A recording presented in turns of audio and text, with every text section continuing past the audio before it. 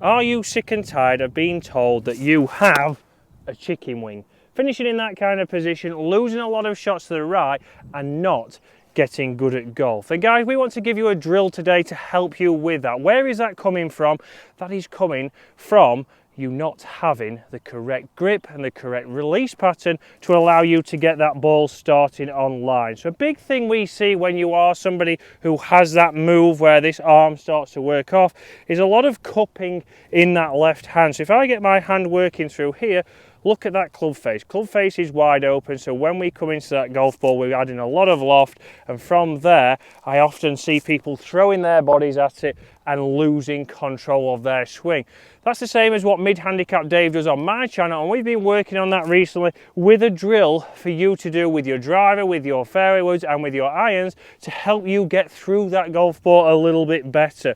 So what we start to see is that when we come down into impact, the left arm starts to break down. It starts to go this way, it all slows down, and then from there it's all a game of hand-eye coordination. Can I time that correctly? Can I square it up?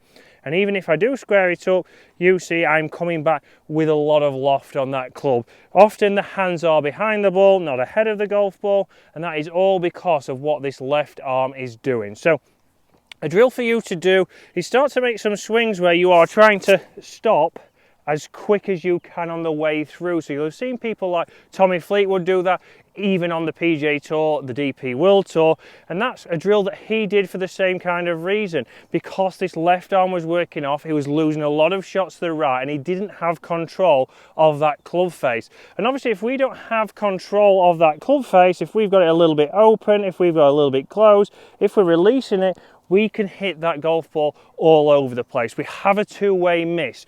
So what we want to do is start with the pitching wedge. Don't go straight in with a driver, which obviously everyone or somebody like Dave would want to do.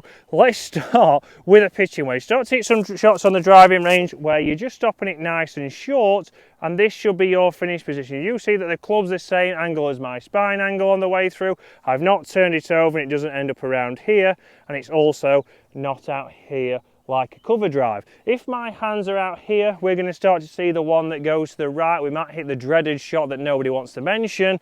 And if we start to see that club head on the way through is around here, we might have seen a quick left. So you're going to start to understand what your release pattern is. Are you releasing too early? Are you holding that club head off because of this arm? Have you started to then adjust your stance? Am I starting to aim open to counter for me having that chicken wing and starting to just basically putting plasters over everything to try and get something to work for you? Let's give yourself a drill. Let's get to the driving range this winter. Let's start to improve your golf so you can hit the ground running for the 2024 season.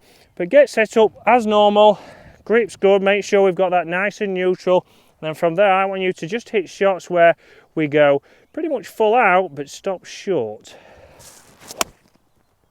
And you'll see there that started bang on target. Look where that club has finished. That club has finished matching my spine angle, and that ball is on the green.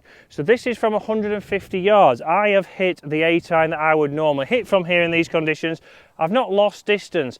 And if we look at the ground interaction, yes, that was a little bit steep, but I've got that ball on target. We can work on the impacts here. The ball position is a little bit above my feet, but we can see how that club is now working nicely through the ground and to the left. I'm not seeing a very thin divot. If we come through like this, you'll start to see a very narrow divot and will not have any consistency.